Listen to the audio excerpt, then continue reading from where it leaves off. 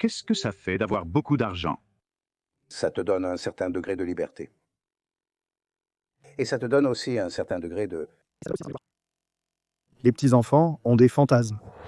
L'enfant qui est maigre et faible prend plaisir à rêver que d'un claquement de doigts, il peut devenir un Stallone ou, sans l'accent allemand, un Schwarzenegger. Le gamin qui sort rarement de chez lui et ne voyage pas aimerait être pilote ou astronaute. Mais que penser d'un enfant qui croit qu'il était Dieu? Je viens de te dire qui je pensais être, un gars.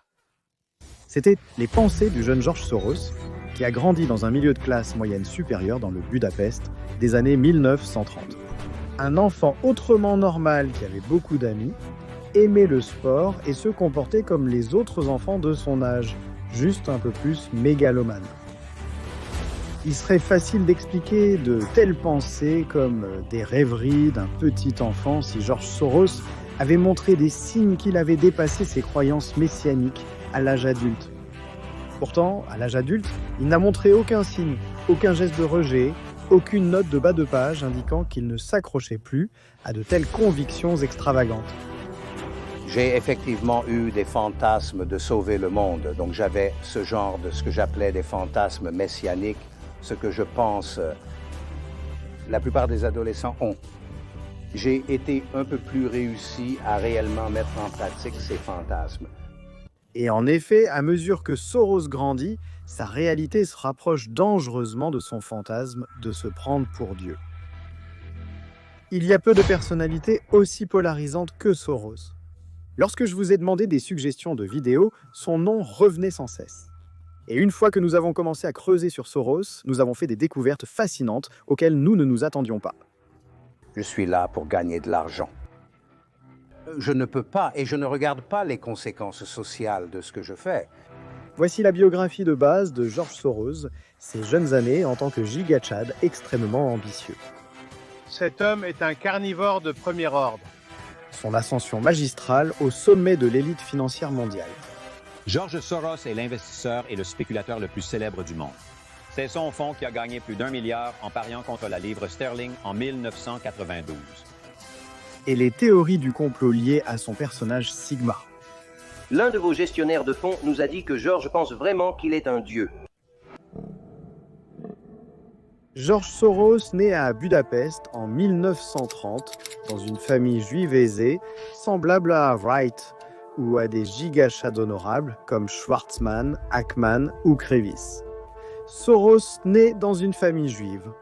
En 1936, la famille Soros change son nom, passant de Schwarz, d'origine germano-juive, à Soros, comme camouflage protecteur, dans une Hongrie de plus en plus antisémite. En hongrois, Soros signifie le prochain sur la liste, ou successeur désigné. En espéranto, cela signifie « s'élèvera ». Le père de George aime le nouveau nom parce que c'est un palindrome et à cause de sa signification. Son père Tivadar est avocat.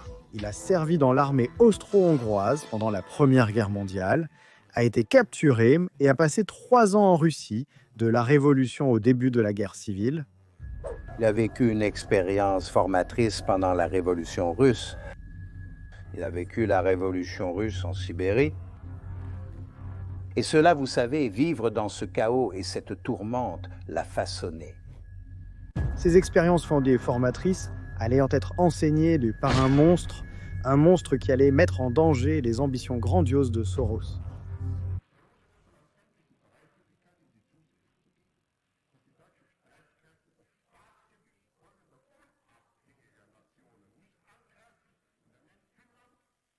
Lettonie, Lituanie, Estonie, Norvège, Vienne, Danemark, Pays-Bas, Belgique, Grande-Bretagne, Irlande, France, Portugal, Espagne, la Suisse. Liechtenstein, Luxembourg, Pologne, Hongrie, Roumanie, Yougoslavie, Russie, Bulgarie, Turquie, Irak, Arabie, Syrie, Palestine, Égypte. Lorsque la Seconde Guerre mondiale commence en septembre 1939, George a 9 ans. Au début, sa vie ne change presque pas, car les nazis ne représentent aucune menace pour la Hongrie à cette époque. Pour l'instant, la vie des habitants de Budapest reste routinière. Cependant, à mesure que la guerre progresse, la menace d'une invasion allemande de la Hongrie devient de plus en plus grande. George Soros et le reste de la communauté juive hongroise sont sur le point de vivre les horreurs de la guerre.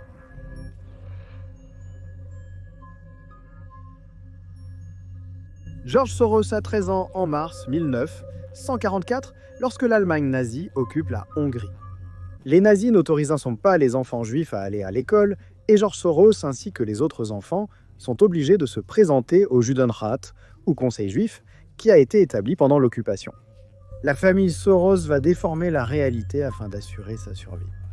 Il y a des moments où les règles habituelles ne s'appliquent pas. Plus tard cette année-là, à l'âge de 14 ans, il prend une fausse identité. Il a organisé de faux papiers pour nous tous. J'ai été adopté par un fonctionnaire du ministère de l'Agriculture dont le travail était de prendre possession des biens juifs. Ce cachet est essentiel. Au total, George et sa famille ont accès à 11 cachettes. Souvent, il passait des semaines dans les greniers ou les sous-sols d'amis, sans jamais savoir s'il devrait soudainement quitter l'endroit. Tu as vu beaucoup de gens être envoyés dans les camps de la mort. J'avais 14 ans et je dirais que c'est à ce moment-là que mon caractère s'est forgé, qu'il faut réfléchir à l'avance, qu'il faut comprendre et anticiper les événements. Si le George de 14 ans ressent de la peur à ces moments-là, il ne l'admet jamais par la suite. George trouve toute l'expérience de la guerre en 1944 passionnante, et il la décrit plus tard comme l'année la plus heureuse de sa vie, car elle lui a donné l'occasion d'être témoin de l'héroïsme de son père. Et il y a autre chose, un sentiment d'invincibilité, insensible au danger et immunisé contre la peur, un premier avant-goût de cet état d'esprit de dos argenté qu'il développera plus tard. Son père Tivadar enseigne à George des leçons précieuses sur l'art de la survie. Premièrement, il est anormal de prendre des risques. Ayant risqué sa vie chaque jour pendant la dernière partie de la Seconde Guerre mondiale, Tivadar en vient à croire que la plupart des autres risques valent la peine d'être pris. Deuxièmement, lorsque vous prenez des risques, ne misez pas la ferme. Ne risquez jamais tout, ce serait insensé, irréaliste et inutile. À l'automne 1947, à l'âge de 17 ans, Soros sent qu'il est temps de quitter la Hongrie et de partir vers l'ouest. Sa première étape est Berne, en Suisse. Mais qu'est-ce qu'un jeune ambitieux comme Soros peut bien faire à Berne, à part manger du fromage et du chocolat suisse? Alors, il part rapidement pour Londres, un endroit qui semble plus attrayant. Grâce à son père, George a assez d'argent pour le voyage. Mais une fois sur place, il devra principalement se débrouiller par lui-même. Bien que l'Angleterre soit censée offrir à George Soros une vie plus heureuse, il se retrouve avec trop peu d'argent et de compagnie pour profiter de ce que la ville a à offrir. En ce sens pauvre et sans amis, il ressemble à de nombreux admirateurs du très honorable André Tate. C'est l'un des épisodes les plus difficiles de sa vie. Tout ce que le jeune homme de 18 ans peut faire, c'est passer d'un petit boulot à un autre, en espérant que sa chance finira par tourner. Parfois, lorsque sa trésorerie est presque à zéro, George se nourrit en mangeant des restes de profiterole. Des années plus tard, il se souvient même avoir envié un chat, parce qu'il mangeait des sardines alors que lui n'en avait pas. Mais en 1949, sa chance finit par tourner. Soros est accepté comme étudiant à la London School of Economics. La London School of Economics est l'une des grandes institutions éducatives d'Angleterre, un endroit idéal pour étudier. Que l'on veuille faire carrière ou mener une vie académique, l'école attire un corps étudiant international et est généralement considéré comme étant orienté vers le socialisme. Heureusement, aujourd'hui, c'est l'un des viviers de recrutement privilégiés pour des empires capitalistes comme Goldman Sachs ou Boston Consulting Group. Quand j'avais 17 ans, je suis devenu étudiant à Londres. Mon principal intérêt était de mieux comprendre le monde étrange dans lequel j'étais né. Mais je dois avouer que je nourrissais aussi quelques fantasmes de devenir un philosophe important. Contrairement à la génération inutile d'aujourd'hui qui veut devenir des influenceurs TikTok, George veut une formation pratique en économie et en même temps, il est désireux d'étudier des leçons philosophiques. Bien que Soros termine les cours de sa licence en seulement 2 ans, il décide de rester à la London School of Economics pendant une année supplémentaire jusqu'à ce qu'il puisse obtenir son diplôme au printemps 1953. Pendant cette période, Soros développe une relation de mentorat avec Karl Popper, un célèbre philosophe austro-britannique. J'ai beaucoup de respect pour Popper. L'ambition de Popper, du moins en ce qui concerne la science, était de faire la distinction entre la véritable science et ce qu'il appelait la pseudoscience. La philosophie, qu'il s'agisse des idées de Karl Popper ou de celles de quelqu'un d'autre, n'était pas censée être une feuille de route pour gagner de l'argent dans le monde réel. Pourtant, pour George Soros, la philosophie et son mentor Karl Popper serviront précisément à cet objectif. Et puis, je lisais Popper qui expliquait clairement que la connaissance parfaite est inatteignable. On ne peut pas valider les théories, on ne peut que les falsifier. Et j'ai pris le parti de Popper. Avec le temps, il passera de l'abstrait au concret, et à partir de ces théories, il élaborera de nouvelles théories sur le fonctionnement des marchés financiers. De la London School of Economics, Soros obtient une licence de sciences en philosophie en 1951 et une maîtrise de sciences en philosophie en 1954. La stimulation intellectuelle à la London School of Economics aide Soros à surmonter une partie de sa solitude. Il est toujours pauvre, mais il semble prendre plus de plaisir à la vie. Il peut facilement s'imaginer rester à la London School of Economics et devenir un universitaire, peut-être même un philosophe comme Karl Popper. Mais même si George Soros voulait enseigner, il est clair pour lui qu'il doit gagner sa vie. Et il doit le faire rapidement.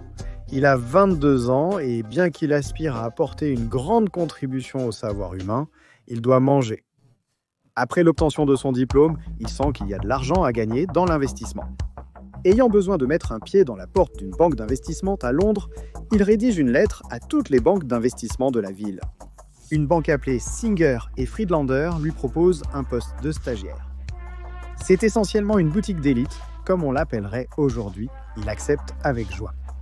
Il devient trader spécialisé dans l'arbitrage des actions aurifères, essayant de profiter des écarts de prix sur les différents marchés. Essayant, car apparemment il n'était pas vraiment un excellent élément à son premier emploi. C'est pourquoi, en 1956, le jeune banquier d'investissement pense qu'il est temps de partir pour New York. Oui, voici New York, la plus grande et la plus passionnante ville du monde, vue depuis le plus haut bâtiment du monde. J'ai choisi l'Ouest parce que je cherchais la liberté. Mais pour être franc, je suis venu en Amérique pour gagner de l'argent. En partant pour New York, George Soros se reconnaît une bonne fois pour toutes qu'il est sérieux au sujet d'une carrière dans la finance. Le rêve de devenir philosophe devra rester un rêve. Comme Kevin John qui s'installe à Shanghai en Chine, le fait de s'installer à New York donne automatiquement à George un avantage concurrentiel sur ses collègues. Il a acquis des connaissances importantes sur les marchés financiers européens, alors que les experts dans ce domaine sont légion à Londres. Les gens de Wall Street ont peu d'expérience ou de compréhension des marchés européens. En fait, c'est assez similaire à aujourd'hui. Nous sommes le pays de l'Asie. Non, c'est un continent. Ça, c'est la Russie. Grâce à un contact professionnel, Soros décroche un emploi chez F.M. Mayer en tant qu'arbitre. Bien que l'arbitrage devienne l'un des jeux financiers les plus en vogue des années 1980, 3 décennies plus tôt, c'est plutôt ennuyeux. Les traders comme George Soros achètent et vendent les mêmes titres sur différents marchés et espèrent exploiter de petites différences de prix qu'ils découvrent grâce à des recherches minutieuses. Avec le temps, Soros devient analyste et conseille des organisations financières américaines sur les titres européens. Comme il s'y attendait, peu de personnes à Wall Street ont un véritable instinct pour les tendances d'investissement en Europe. L'Europe est ennuyeuse dans l'Est tout comme aujourd'hui. C'est bien avant l'ère actuelle du commerce mondial, bien avant que les investisseurs américains ne commencent à sentir qu'il y a de l'argent à gagner de l'autre côté de l'Atlantique. OP19, en 1959, Soros monte en gamme en rejoignant Wertheim Co., une banque d'investissement qui aura des publicités vraiment accrocheuses et cool dans les années 70. Ici, Soros continue de se consacrer à l'arbitrage de titres étrangers et à quelques clients intéressés par les actions européennes. Et comme tout bon jeune cadre dynamique qui veut gravir les échelons de sa carrière, Soros continue d'avancer. En 1963, il déménage de nouveau chez Arnold Bleichroeder, un autre acteur du marché des titres. C'est la principale maison américaine spécialisée dans le commerce de titres étrangers, donc c'est un choix naturel pour Soros. Engagé comme analyste, ce qu'on appelle des singes dans le jargon bancaire, Soros travaille principalement avec des titres étrangers. Avec son réseau de contacts en Europe et sa capacité à parler plusieurs langues européennes, dont le français et l'allemand, Soros est la personne idéale pour s'aventurer dans ce domaine. Et Soros continue de gravir les échelons dans la jungle de la finance. En 1967, il est nommé responsable de la recherche en investissement. Son travail consiste à trouver des opportunités d'investissement intéressantes dans des actions européennes sous-évaluées pour des familles fortunées qui cherchent à accroître leur richesse. Il fait du bon travail. Sa confiance en lui grandit et Soros commence à envisager de créer son propre fonds d'investissement.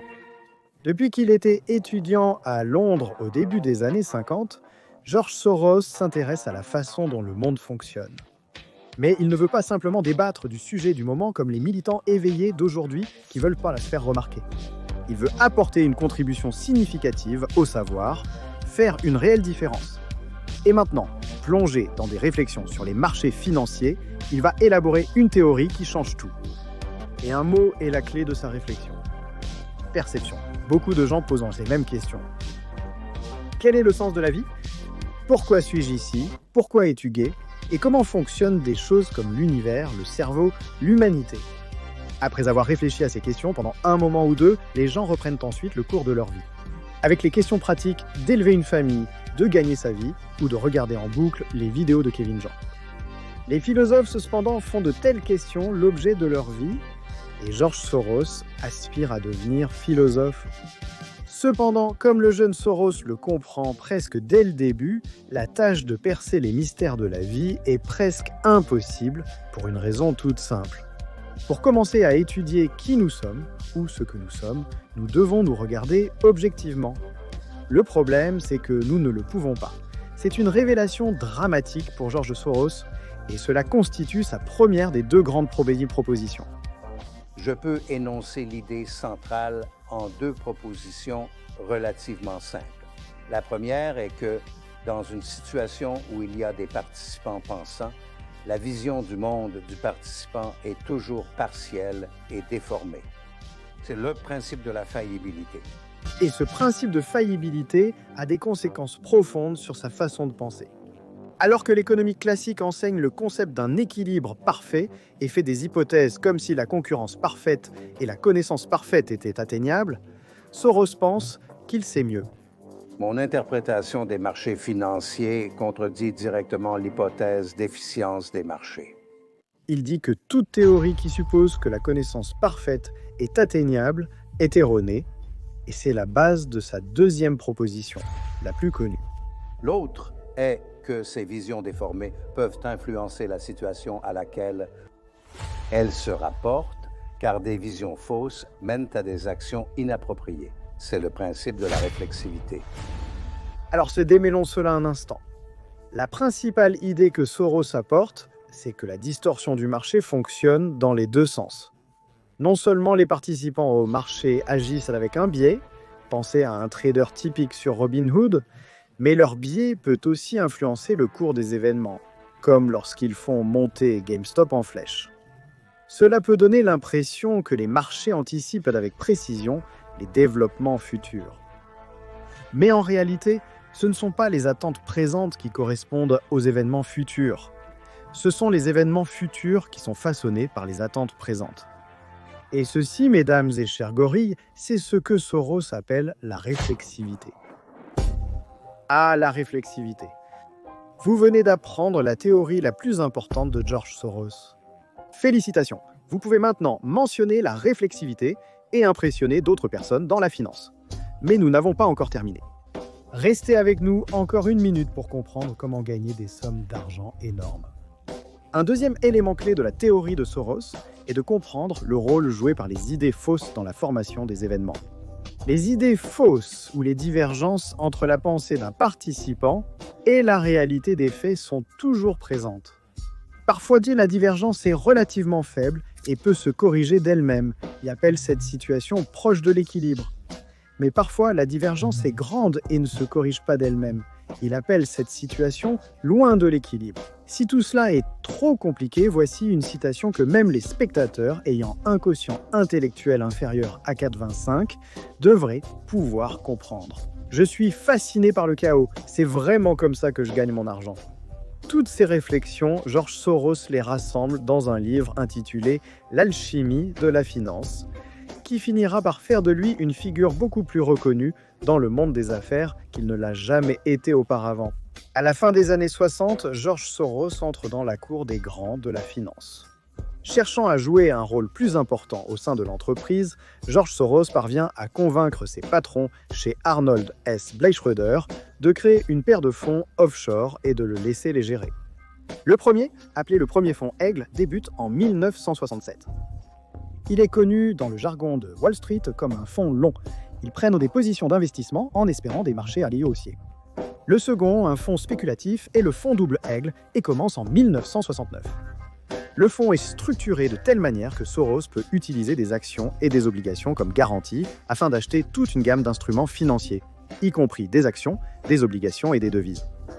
Il lance le fonds avec son propre argent, à peine 250 000. Mais bientôt, 6 millions de dollars affluent de la part de plusieurs Européens fortunés que Soros connaît. C'est le début de la fortune de Soros. À la fin des années 60, les fonds spéculatifs étaient peu connus. En 1957, un certain Warren Buffett avait lancé son propre fonds spéculatif. Mais lorsque Soros se lance en 1969, peu de gens savent ce que font ces fonds. Cela changera bien sûr dans les années 90. Les fonds spéculatifs produiront des figures emblématiques et parfois comiques.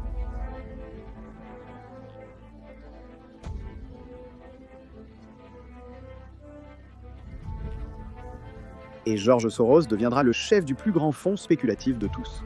Mais il n'est pas seulement parmi les premiers dans le domaine des fonds spéculatifs, où les profits peuvent être astronomiques. Il est aussi le premier à utiliser des instruments financiers controversés, appelés dérivés, qui sont aujourd'hui étroitement associés au milieu des fonds spéculatifs. La première industrie que Soros surveille de près pour le fonds Double Eagle, ce sont les sociétés d'investissement immobilier. En 1969, Soros se forge une solide réputation en soulignant, dans une note largement diffusée, les avantages d'investir dans un nouveau véhicule appelé Real Estate Investment Trust, ou Real Estate Investment Trust. Alors, qu'est-ce qu'une Real Estate Investment Trust exactement?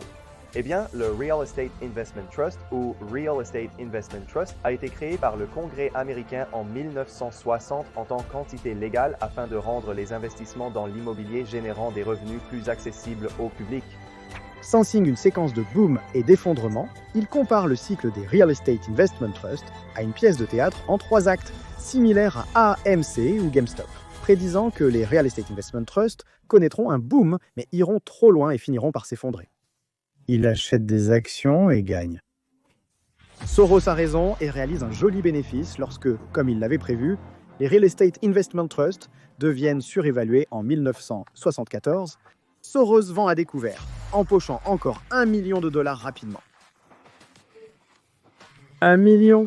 Je vais faire grimper ces chiffres. Ce sont des chiffres de débutants dans ce business.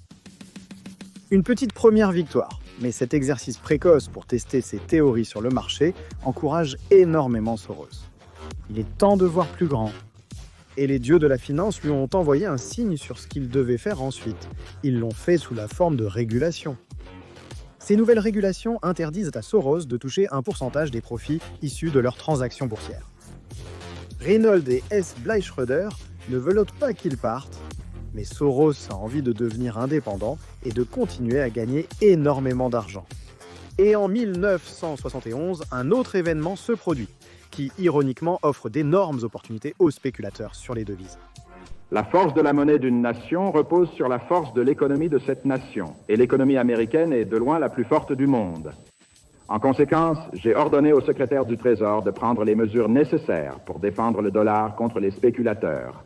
J'ai ordonné au secrétaire Connolly de suspendre temporairement la convertibilité du dollar en or ou en autres actifs de réserve. Soros décide de se lancer.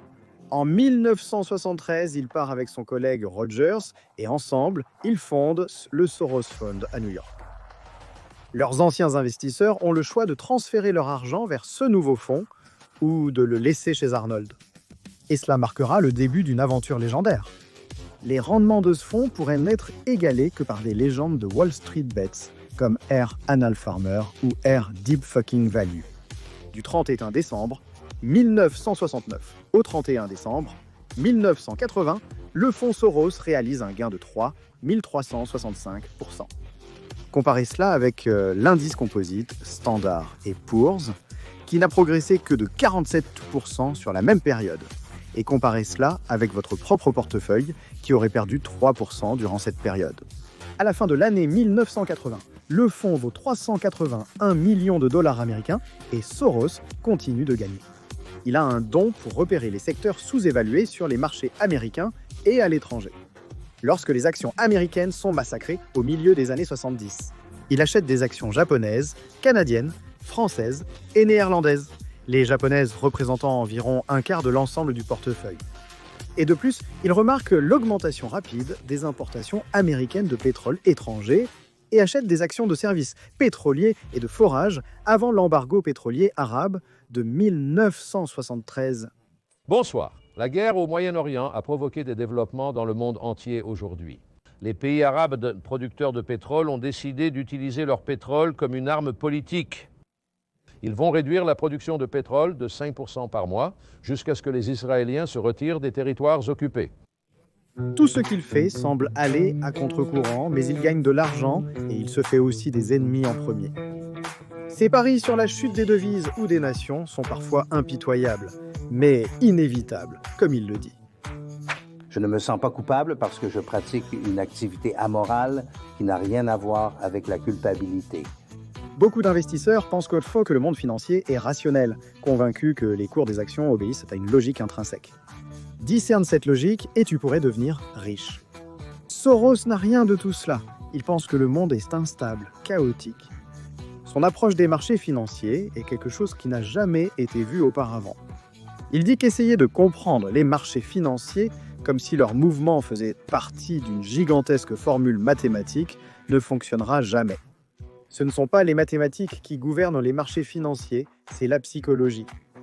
Plus précisément, l'instinct grégaire. Comprenez quand et comment la foule va se ruer sur une action, une devise ou une marchandise, et vous pouvez gagner énormément d'argent. C'est en résumé la théorie de Soros, et aussi celle des paris de Wall Street. En 1975, George Soros commence à se faire remarquer au sein de la communauté de Wall Street. Plus précisément, son talent pour gagner de l'argent attire l'attention. Au cours des 2 années précédentes, en 1973 et 1974, les pires années de la décennie pour le Dow, Soros a enregistré des gains de 8,4% et 17,5%. Peu de gens doutent qu'il soit destiné à la grandeur, mais en 1977, son mariage commence à s'effondrer.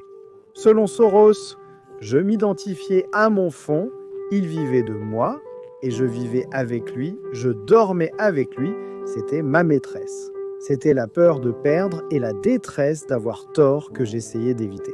C'était une façon misérable de vivre. 1 an plus tard, en 1978, il se sépare de sa femme.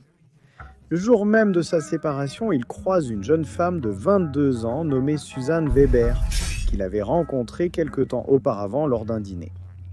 Dans un geste absolument audacieux, il dit « Je viens de me séparer de ma femme aujourd'hui, voudriez-vous déjeuner avec moi ?» Lui et Suzanne Weber se marieront 5 ans plus tard à Southampton, Long Island. Selon un article de journal, Soros arrive en retard au mariage parce qu'il jouait au tennis. D'autres articles dans les médias rapportent un moment embarrassant lors de la cérémonie de mariage. Un moment que Soros aurait peut-être pu éviter s'il avait pris le temps de répéter la cérémonie. Lorsque le ministre demande à Soros s'il est prêt à donner tous ses biens terrestres à sa nouvelle épouse, Soros devient livide. L'un des fils de Soros fait semblant de se trancher la gorge, essayant apparemment de suggérer à son père, peut-être à moitié en plaisantant, que là s'en va ta fortune. Soros regarde rapidement derrière lui son avocat personnel, William Zabel, comme pour dire « Serais-je vraiment obligé de tout donner à Suzanne ?» Zabel sauve la situation en indiquant à Soros qu'il ne risque rien à répondre. Par précaution, Soros marmonne en hongrois, sous réserve de mes accords antérieurs avec mes héritiers. Sur ce, la cérémonie reprend son cours. Une fois de plus, Soros commence à se sentir comme un dieu. Mais il va bientôt vivre son plus grand défi jusqu'à présent. En 1980, son nouveau fonds affiche un rendement impressionnant de 102,6% et ses actifs sous gestion atteignent 381 millions de dollars. Peu de temps après, Institutional Investor le met en couverture comme le plus grand investisseur du monde. Il est décrit comme mystérieux, distant, réservé, rusé mais pas malhonnête et très difficile à suivre sur les marchés ou dans ses explications de ses théories des marchés. À ce moment-là, Soros est la première superstar mondiale de l'investissement. Mais Soros est sur le point de tomber dans un piège. Il maintient un rythme effréné, convaincu qu'il est quelqu'un de spécial doté d'une mission particulière dans la vie. Rappelons-le, c'est un homme qui, enfant, croyait qu'il était Dieu. Mais après 12 années incroyables à se battre pour arriver au sommet, il se rend compte que la vie d'investisseur ne suffit pas à le satisfaire. Je veux dire, j'ai vécu une expérience particulière quand j'étais sous une pression énorme et je pensais que j'allais avoir une crise cardiaque. Et je me suis dit, quel dommage de mourir, tu sais, en gagnant de l'argent. La crise d'identité de Soros affecte ses affaires. Il change d'avis de plus en plus rapidement lorsqu'un investissement semble mal tourner. Il garde ses positions trop longtemps et il s'entoure des mauvaises personnes. L'année suivante, en 1981, est la pire pour Soros. Le fonds perd 23%. Ces investisseurs européens ont gagné tellement d'argent avec lui par le passé. Mais cela n'a pas d'importance. Un tiers d'entre eux retirent leurs fonds. Soros est choqué et blessé. Il semble tout à fait naturel que George Soros parle de démissionner. Il réfléchit longuement à ce qu'il doit faire. Le moment semble venu de commencer le livre qu'il a longtemps voulu écrire. Est-ce la fin de sa carrière d'investisseur ? Pas encore. Il lui restait encore à tenter son opération la plus célèbre, celle qui a fait sauter la Banque d'Angleterre. Et comme nous le savons, son image d'aimant à théorie du complot doit encore se développer aussi. La devise numéro 1 de Taureau, c'est que si tu veux parier, tu dois parier gros. Il met cette conviction en pratique en novembre 1985, juste avant le célèbre accord du Plaza Hotel. Au début des années 80, le dollar américain flottait haut face au yen japonais et au Deutschmark allemand, soutenu par la combinaison de la politique monétaire stricte et du fort déficit budgétaire de l'ère Reagan. C'était une bonne nouvelle pour le Japon et l'Allemagne, car un dollar élevé signifiait un yen et un Deutsche Mark faible, des prix bas pour les exportations japonaises et allemandes, plus de ventes et plus d'emplois. C'est à ce moment-là que les ministres des Finances des pays du G7 se réunissent à New York pour faire quelque chose au sujet de la flambée du dollar. Soros est convaincu que la forte valorisation du dollar par rapport au yen et au mark ne peut pas être justifiée sur le plan économique. Ainsi, début septembre, il accumule une position de 800 millions de dollars sur le yen et le mark, soit 200 millions de dollars de plus que la valeur totale du fonds, un pari énorme. Il s'installe pour attendre que les choses bougent. Le 22 septembre, une grande nouvelle tombe. Leur décision surprise, les accords du Plaza, un accord visant à vendre des dollars sur les marchés mondiaux des devises afin de faire baisser le dollar et les prix des exportations américaines. Ce résultat est exactement ce que Soros avait prévu. Le dollar avait déjà commencé à baisser, et maintenant il chutait encore plus vite. Une baisse record de 4,29% le lendemain des accords du Plaza, et presque 55% de moins un an plus tard face au yen. Soros gagne 40 millions du jour au lendemain, et en octobre, lorsque le yen atteint 205, il a accumulé un total d'environ 150 millions de dollars. En 1985, le fonds affiche une hausse de 122%. Dans son journal du 28 septembre 1985, Soros qualifie le coup des accords du Plaza de coup de sa vie, mais le véritable coup de sa vie est encore à venir. Un geste légendaire de Giga Chad qui inscrira à jamais son nom dans les livres d'histoire et déclenchera des théories du complot dans le monde entier. En 1988, Soros commence à chercher quelqu'un à qui il pourra confier la gestion quotidienne du fonds. Trouver cette personne et la placer à la tête du fonds marque une des décisions les plus importantes que George Soros aura jamais à prendre. Il trouve une âme sœur en la personne du jeune gorille Stanley Drachenmiller. Ils vont développer une relation touchante de mentor et d'élève. Comme Soros, Druckenmiller a attiré pratiquement aucune attention des médias au début de sa carrière. C'est un prodige de l'investissement qu'aujourd'hui on l'appellerait un investisseur de niveau S, mais peu de gens savent quoi que ce soit sur lui. Il a obtenu son diplôme en économie à l'Université du Michigan, mais il a trouvé le programme trop quantitatif, théorique et ennuyeux. Druckenmiller a commencé sa carrière en 1977 comme analyste boursier à la Pittsburgh National Bank. 2 ans plus tard, en 1980, il a quitté la banque pour créer sa propre société de gestion de fonds. Cela à l'âge de 28 ans, si vous cherchez un repère ambitieux pour votre propre carrière. Druckenmiller a appelé son fonds Duquesne Capital Management. 6 ans plus tard, en 1986, Druckenmiller a été recruté par Dreyfus pour devenir gestionnaire de fonds, bien qu'il ait été autorisé à continuer de gérer son fonds Duquesne. Le succès de Druckenmiller avec le fonds stratégique attire l'attention de George Soros. Soros approche Druckenmiller. Cependant, Druckenmiller a entendu toutes les histoires sur Soros, que George aime renvoyer les gens sur un coup de tête, que le taux de rotation chez Quantum est rapide. Lorsqu'il mentionne à ses amis du milieu de l'investissement qu'il envisage de rejoindre le fonds Quantum, il lui conseille de ne pas accepter le poste. C'est exactement comme lorsque vous recevez une offre d'emploi d'Apollo Global Management, où les analystes travaillent régulièrement 100 heures par semaine. Au final, vous relevez le défi. En septembre 1988, Soros lui propose le poste et Druckenmiller l'accepte. Le remplaçant de Soros a été trouvé. Maintenant, tout ce que Druckenmiller a à faire, c'est de prouver qu'il est à la hauteur du poste. Ce qui suit, ce sont plusieurs opérations sur le marché d'échange, le Deutsche Mark, le yen japonais, et ainsi de suite. Depuis que Druckenmiller a pris la tête de Quantum, le fonds a enregistré en moyenne 40% de gains annuels sur la valeur nette des actifs, ce qui est supérieur au record de Soros, qui était de 30% de gains annuels de 1969 à 1988. En 1989, la première année complète sous la direction de Druckenmiller, Quantum a progressé de 30 et 1,6%. Druckenmiller prouve qu'il est un digne successeur, et comme un vrai giga Chad, Soros enseigne à Druckenmiller des leçons importantes. Le plus important, Soros lui dit que ce n'est pas le fait d'avoir raison ou tort qui compte, mais combien d'argent tu gagnes quand tu as raison et combien tu perds quand tu as tort. Il apprend cela peu de temps après avoir commencé à travailler chez Quantum. Il n'est pas enthousiaste à propos du dollar et prend une grande position vendeuse contre le mark allemand. La position commence à évoluer en sa faveur et il est assez satisfait de lui-même. Mais George Soros aura des remarques intéressantes pour Druckenmiller. Je n'oublierai jamais le jour où je suis entré dans son bureau et je lui ai dit que le fonds, à l'époque, valait 7 milliards de dollars et que je voulais prendre une position de 7 milliards à l'achat sur le Deutsche Mark et à la vente sur la livre sterling. Je lui ai expliqué mon raisonnement, que je suivais très solide. Il m'a regardé avec un air de profond dégoût. Et rien qu'avec son langage corporel, je commençais à m'énerver. Et il a dit, écoute, tu n'as qu'une seule occasion comme celle-ci. C'est une opportunité unique, peut-être 2 ou 3 fois dans ta carrière, et tu ne mises tout simplement pas assez.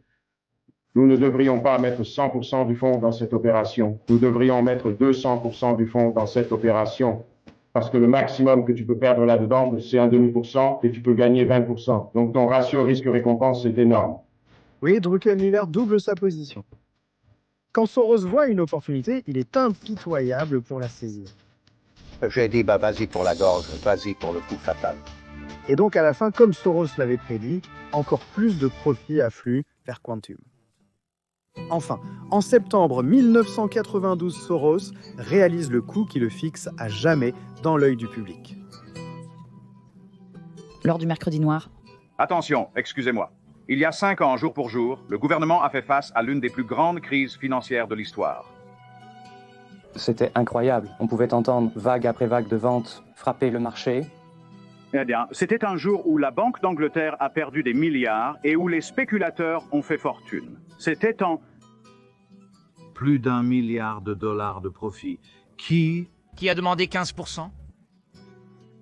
Une journée de catastrophe dont le gouvernement ne s'est jamais remis. Il était tout à fait clair que le gouvernement ne contrôlait pas les événements. Je n'avais aucun doute que nous étions au cœur de la plus grande crise politique dont je me souvienne. En 1992, la livre est en grande difficulté. La livre fait alors partie du mécanisme de taux de change européen.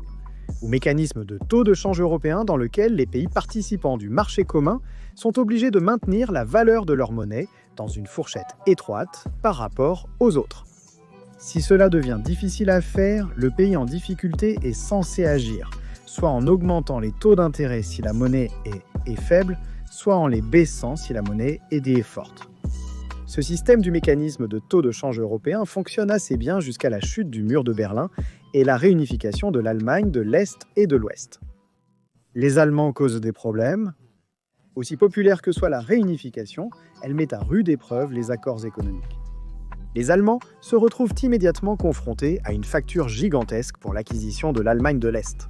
Cette facture concerne de nouveaux investissements, des subventions, des prestations sociales nécessaires pour amener l'économie de l'Allemagne de l'Est au niveau de celle de l'Ouest. Maintenant, faites attention les chimpanzés. Dépenser tout cet argent signifie que l'Allemagne doit émettre plus d'obligations d'État, ce qui fait augmenter les taux d'intérêt du Deutsche Mark.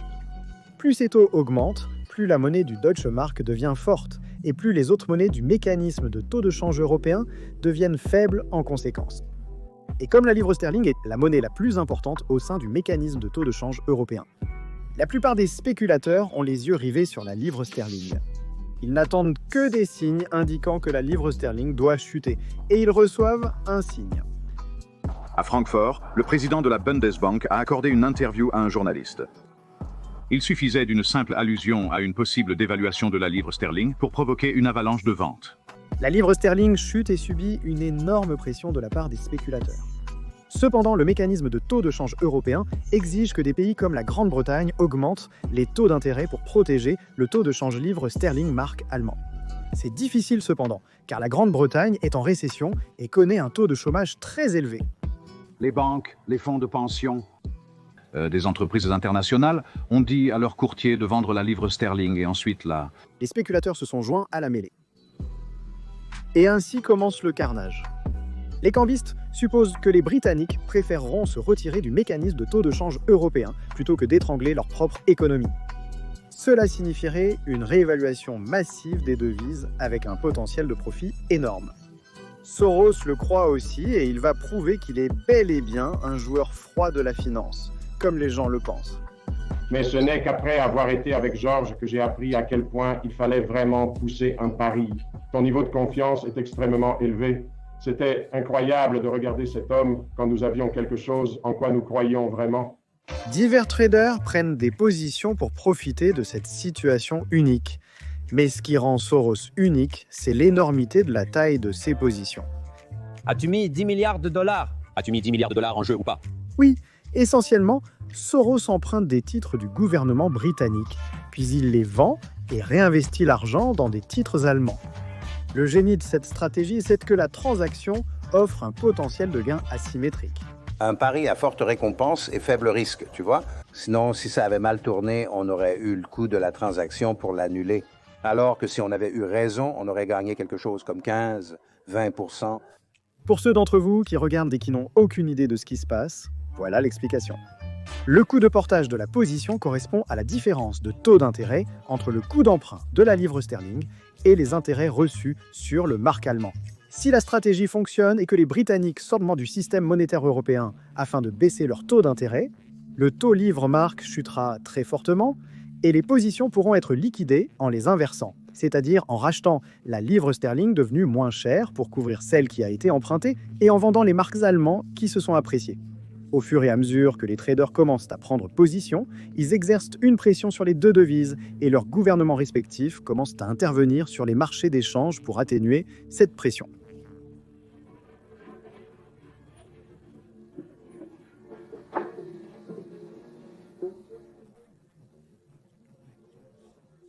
Son pari consistait à soutenir la valeur de la livre en achetant des livres aux taux officiels élevés du système monétaire européen.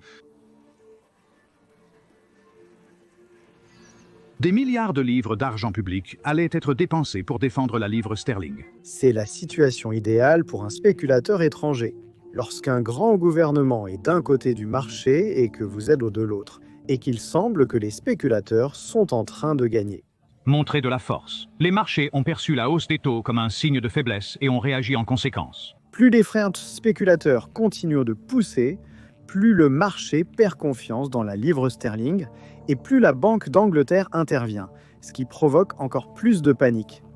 À ce stade, la situation semble vraiment vouée à l'échec. Ils appellent cela le mercredi noir, le jour où les spéculateurs monétaires ont fait sauter la Banque d'Angleterre. La banque et les contribuables britanniques ont perdu 6 milliards de livres sterling. Le 16 septembre 1992 restera à jamais gravé dans les livres d'histoire comme le mercredi noir. Ce matin-là, la livre atteint la limite inférieure de 2,773 Deutschmark fixée par le système monétaire européen. Avec des achats de soutien de plusieurs milliards, la Banque d'Angleterre tente de maintenir la livre dans la limite fixée par le système monétaire européen, mais ces achats n'ont pratiquement plus d'effet. Par conséquent, des mesures inédites sont prises. Une hausse des taux d'intérêt est annoncée, passant de 10% à 12% par le ministre des Finances Normand Lemaux. Monsieur, quelle est la chose dont vous vous souvenez le plus vivement de ce jour-là? Y a-t-il eu un moment précis, une heure précise, où vous avez vraiment compris ce qui se passait? Eh bien, je pense que le souvenir le plus vif que j'ai, c'est simplement le moment où nous avons augmenté les taux d'intérêt de 10 à 12%. Comment cela n'a eu absolument aucun effet? Et je me souviens d'avoir regardé l'ordinateur et vu une ligne parfaitement droite. La devise n'avait pas bougé du tout. Et je me suis senti comme un chirurgien regardant le graphique cardiaque d'un patient et réalisant que le patient était mort. Pour réanimer le patient décédé, quelques heures plus tard, une deuxième hausse des taux d'intérêt est annoncée.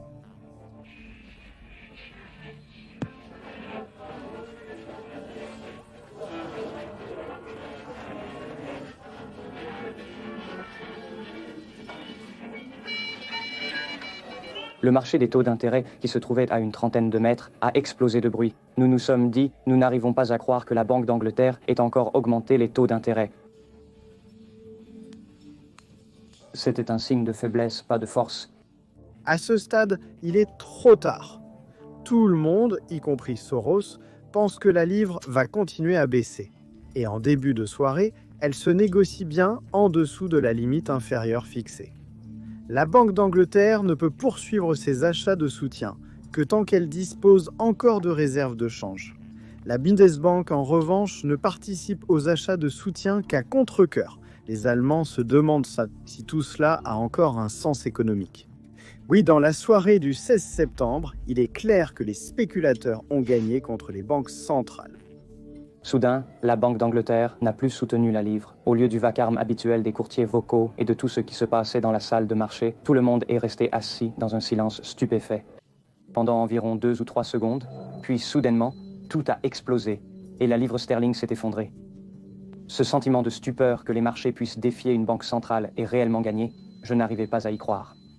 La livre se négocie bien en dessous de la limite inférieure fixée par le système monétaire européen. Et les banques centrales ont brûlé en vain des milliards pour tenter de maintenir la livre dans les limites établies. Le soir venu, le ministre des Finances, Normand Lamont, se présente donc devant la presse et annonce ce que les spéculateurs attendaient depuis longtemps. La Grande-Bretagne va quitter le système monétaire européen. Une journée unique sur les marchés financiers de Londres s'est terminée avec l'annonce du chancelier que la livre était suspendue du système monétaire européen et que la seconde des 2 hausses spectaculaires des taux d'intérêt au cours de la journée était finalement annulée. Aujourd'hui a été une journée extrêmement difficile et agitée. D'énormes flux spéculatifs continuent de perturber le fonctionnement du mécanisme de taux de change. Entre-temps, le gouvernement a conclu que les intérêts de la Grande-Bretagne sont mieux servis en suspendant notre adhésion au mécanisme de taux de change. De plus, la deuxième hausse clé du taux d'intérêt à 15% est retirée. Et le marché fait le reste. En 5 semaines, la livre chute de près de 15% par rapport au mark allemand et de 25% par rapport au dollar américain. C'est vraiment une fois par décennie. C'est à ce moment-là qu'il est George Soros. C'est là qu'il dit simplement qu'on n'en a jamais assez de ça. Au total, George Soros réalise un bénéfice d'environ 1 milliard de dollars américains sur le pari livre sterling mark allemand et un autre milliard sur diverses autres positions de devises européennes. Tout cela s'est gagné en seulement une semaine. Pour la plupart des citoyens britanniques, Soros acquiert le statut de héros populaire. D'une manière typiquement anglaise, ils disent « tant mieux pour lui ». S'il a gagné 1 milliard de dollars grâce à la stupidité de notre gouvernement, il doit être un type brillant. Mais tout le monde ne voit pas Soros d'un œil aussi indulgent.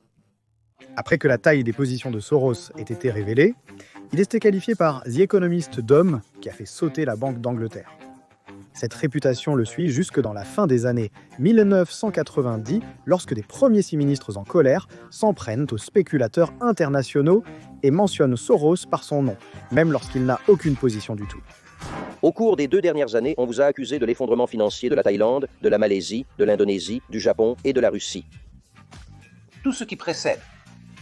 Tout ce qui précède. Êtes-vous aussi puissant que cela? Non, je pense qu'il y a un grand malentendu. Ajoutant à sa notoriété, Soros était nommé l'homme le mieux payé de Wall Street.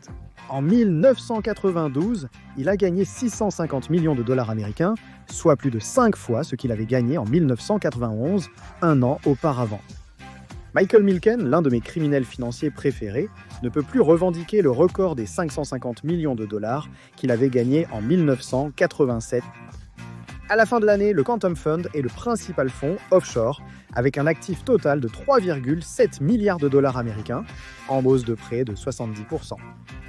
Quelqu'un qui aurait investi 10 000 dollars dans Quantum à sa création en 1969 et aurait réinvesti tous les dividendes aurait, à la fin de 1992, une somme de près de 13 millions de dollars.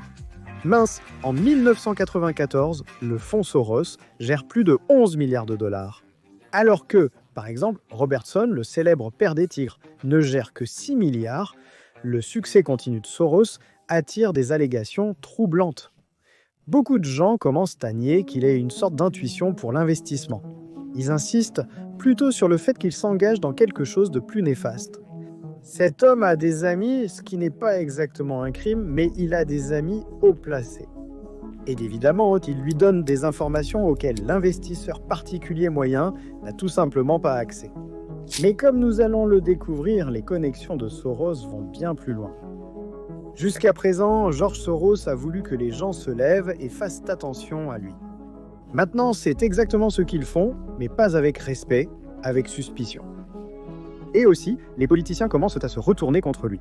Les manœuvres éblouissantes de Soros au début de l'année 1993, associées à la nouvelle qu'il a gagné 650 millions de dollars américains, rendent de nombreux politiciens sceptiques. Ils se souviennent très bien des années 80 et de la façon dont Michael Milken, Ivan Boesky et les autres vedettes de l'ère des offres publiques d'achat ont amassé des millions de dollars. George Soros pourrait-il n'être qu'un autre charlatan de la finance? Après 1992, Soros laisse la plupart des opérations de trading à Druckenmiller et se consacre à une variété d'activités très médiatisées, notamment donner des conseils à des personnalités publiques, écrire des articles critiques sur la politique économique et apparaître dans des émissions télévisées. Mais il n'est pas complètement sorti du métier. En coulisses, il continue de tirer quelques ficelles. Et la nouvelle direction qu'il prend dans sa vie va lui donner encore plus d'influence pour tirer ses ficelles. Au début de sa carrière professionnelle, la philanthropie était la dernière chose à laquelle George Soros pensait. Mais maintenant, il commence à se faire à l'idée de la philanthropie. Peut-être qu'il y trouve aussi son intérêt. J'aimais beaucoup gagner de l'argent avant, mais ça ne m'apportait pas ou ne m'apportait pas le genre de satisfaction que j'ai en le donnant. Alors que Soros cherche un endroit où il peut être un homme providentiel, il se rend compte que l'événement décisif de sa vie a été sa fuite de la société fermée qui s'est emparée de sa Hongrie natale. Depuis qu'il a quitté la Hongrie, il a goûté à la liberté, d'abord en Angleterre, puis aux États-Unis. Pourquoi ne pas essayer d'offrir aux autres, en Europe de l'Est et en Union soviétique, la même opportunité tout en poursuivant son propre agenda? Soros décide qu'il utilisera sa puissance financière pour promouvoir des sociétés ouvertes, des lieux où les gens peuvent être autonomes, où ils peuvent s'exprimer librement et poursuivre leurs propres objectifs. En finançant les efforts pour saper le communisme, George Soros finance en réalité la révolte dans toute l'Europe de l'Est et l'Union soviétique. La révolution ne se fera pas sur les barricades ni dans les rues, mais dans l'esprit des citoyens. Et finalement, cela conduira à la naissance de la démocratie dans ces pays.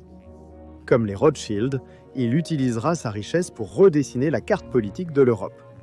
Soros sent qu'il a besoin d'une vitrine. il choisit son pays d'origine. J'ai commencé à négocier avec les autorités hongroises pour créer une fondation en Hongrie en 1984. Les chances de créer une telle institution ne sont pas meilleures que 50-50. Cependant, du côté positif pour Soros, il y a la volonté du gouvernement hongrois d'améliorer son image à l'étranger afin d'obtenir des crédits occidentaux et, bien sûr, des devises sterling fortes. Mais du côté négatif, Soros se heurte à un État communiste qui n'a absolument aucune expérience avec des étrangers dirigeant des fondations philanthropiques, encore moins avec des étrangers cherchant à encourager une société ouverte. Même si le régime hongrois accepte le projet de Soros de créer une fondation, il ne va pas lui laisser beaucoup de liberté d'action. Soros, pour sa part, insiste sur l'indépendance. Finalement, il parvient à créer la fondation. Et il ne s'arrête pas là. En 1987, il commence à faire les mêmes efforts en Union soviétique. En 1988, il s'installe en Pologne et en 1989 en Tchécoslovaquie.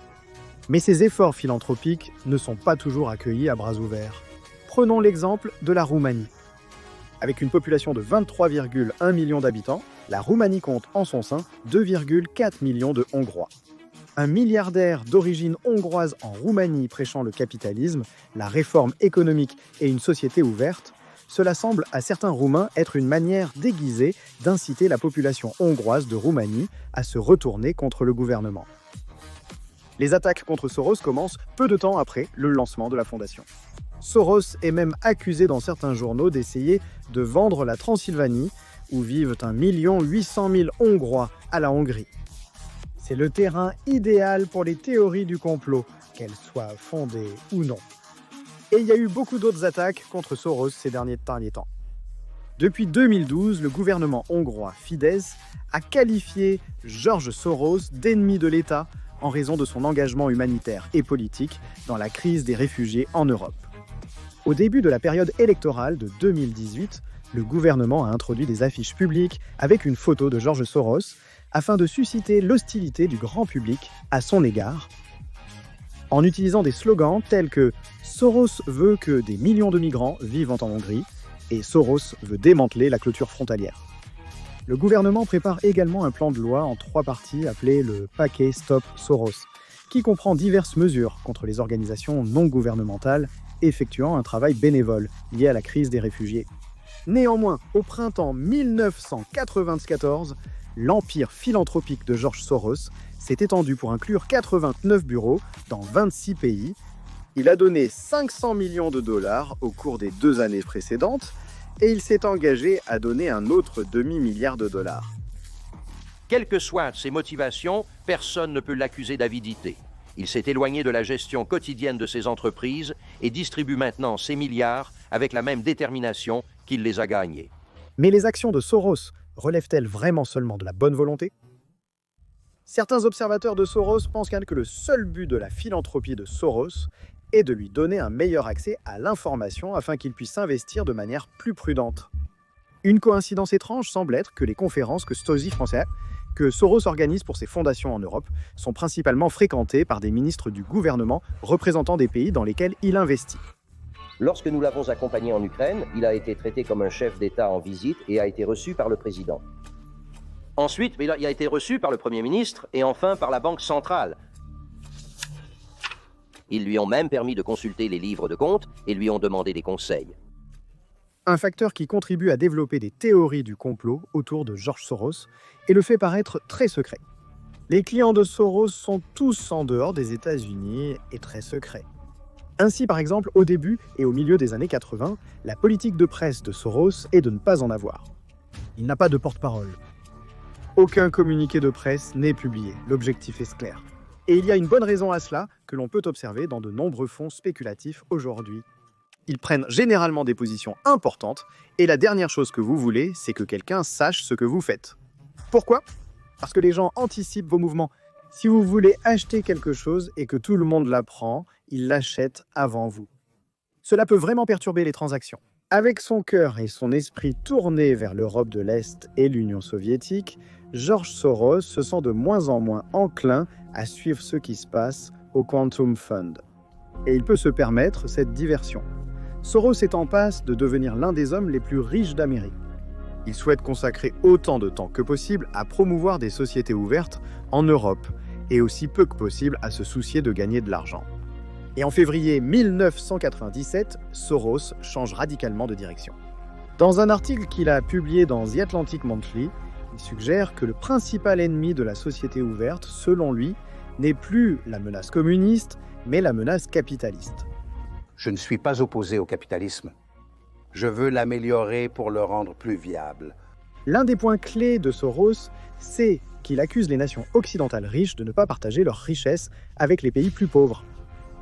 À la fin de 1999, Forbes estime que Soros, âgé de 69 ans, a une fortune nette de 4 milliards après plus d'une décennie de philanthropie très active en Europe de l'Est et ailleurs. En avril 2000, Soros annonce son retrait et celui de Druckenmiller des investissements agressifs et à grande échelle dans les fonds spéculatifs.